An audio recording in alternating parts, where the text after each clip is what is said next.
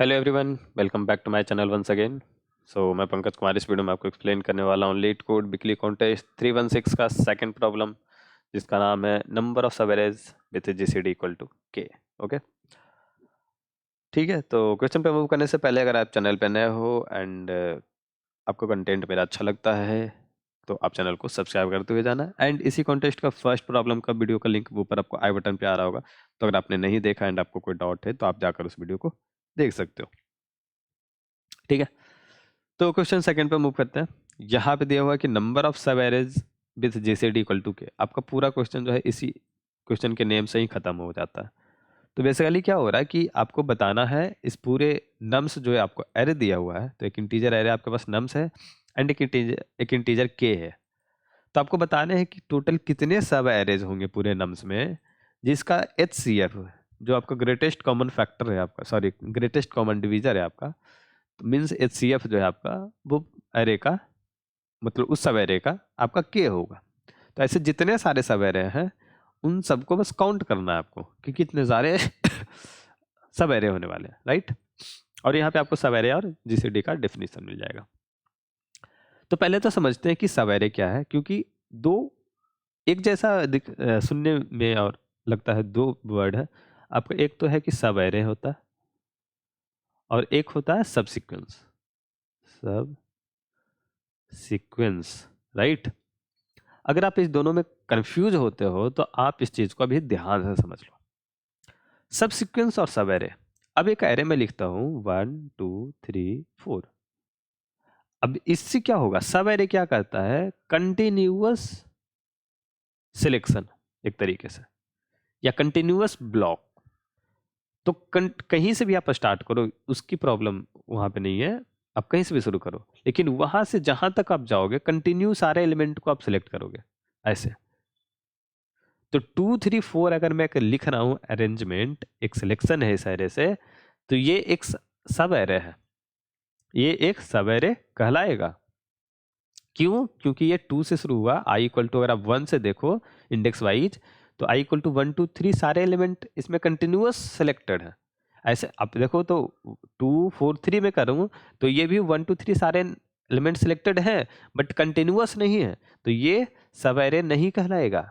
यहां से देखो 2 2 फिर 3 फिर 3 4 4, इस वे में सिलेक्टेड है, कंटिन्यूअस हर एक एलिमेंट है, और ऑर्डर भी यहाँ पे मेंटेन है। तो आप देखो सब एरे जो कंटिन्यूअस आप देख रहे हो, तो आप इसको देखो कंटिन्यूअस है और इसका ऑर्डर भी मेंटेन है, ठीक है। तो ये सब एरे कहलाएगा, अदरवाइज ये सब एरे नहीं कहलाएगा। सब सीक्वेंस क्या होता है, सब सीक्वेंस में ये कंटिन्यूअस वाला वर्डिंग गायब है, यहाँ पे बोल रहा है कि ऑर्डर मेंटेन होना चाहिए, ठीक है। तो आप देखो तो 2 3 4 को एज ए सब सीक्वेंस भी आप ऐसे देख सकते हो, बट यहाँ पे क्योंकि कंटिन्यूअस है तो आप इसको सवेरे कहोगे। अब देखो इस सब सीक्वेंस किसको कहेंगे, तो मैंने लिखा 1 फिर लिखा 3 और लिखा 4, ये एक सब सीक्वेंस है। क्यों? क्योंकि इसमें कंटिन्यूअस जैसा है नहीं, बट ऑर्डर जो है एरे में 1 पहले आया, उसके बाद कहीं पे भी कुछ दूर जाकर आप 3 ले रहे हो तो 3 है, 4 उसके बाद कुछ दूर आ रहा तो कहीं पे आके 4 आया, तो 3 के बाद ही 4 है। ऐसा नहीं है कि आपने लिख दिया 1 4 3 और ये सब सीक्वेंस है, ये नहीं है, ठीक है, ऐसा है। सो आई होप आपको समझ में आ गया सब सब एरे एंड सब सीक्वेंस का जो डिफरेंस है। अब आपको यही काउंट करना, ठीक है। अब एक बार ध्यान से इस क्वेश्चन को ध्यान से देखो एंड इसके कंस्ट्रेंट जो है उसको ध्यान से देखो। नम्स ऑफ आई जो है वो बेसिकली 1000 है, ठीक है। 1000 है, इसका मतलब 10⁻³ और इसको आप कहीं ना कहीं अब n square log n time के कॉम्प्लेक्सिटी तक ले जा सकते हो। n स्क्वायर 10⁻⁶ लॉग n अभी भी जाएगा इसमें, ठीक है, एन क्यू नहीं जाएगा। और अब देखो तो यहाँ पे एन क्यू की आपकी जरूरत भी नहीं है, आपको क्या निकालना है, जीसीडी एचसीएफ। एचसीएफ आपको लॉग एन में निकलती है 2 नंबर के लिए, ठीक। एंड सारे सब एरे, ऑल सब एरे को आपको इटरेट करना है। तो ये बेसिकली ये प्रॉब्लम टफ नहीं है, ये प्रॉब्लम बहुत ईजी है, क्योंकि यहाँ पे आपको कॉन्स्टेंट काफी छोटे हैं। तो ऑल सब एरे, अब सारे सब एरे आपको बिगो एन स्क्वायर में आप इटरेट कर सकते हो। आप कहोगे कैसे, चलो इसको भी समझ लेते हैं। ये आपका लेट्स सपोज ये एरे है, एरे में सारे सवेरे क्या होंगे, पहले तो सारे सवेरे को अगर देखना है तो पहले आपका जो सबसे फर्स्ट स्टार्टिंग पॉइंट है ये यहाँ से एक लेंथ का सब array, 2 length, 3 length, 4 length, 5 length, ऐसे करके आप सारे तक इटरेट किया आपने। फिर उसके बाद सेकंड लेंथ पे आए, सॉरी सेकंड जो है यहाँ स्टार्टिंग पॉइंट हुआ, यहाँ से वही चीज़ करो, 1 लेंथ, 2 लेंथ, 3 लेंथ, ये करके आपने सारे सवेरे को इटरेट किया और यही चीज़ आपको यहाँ तक करनी है।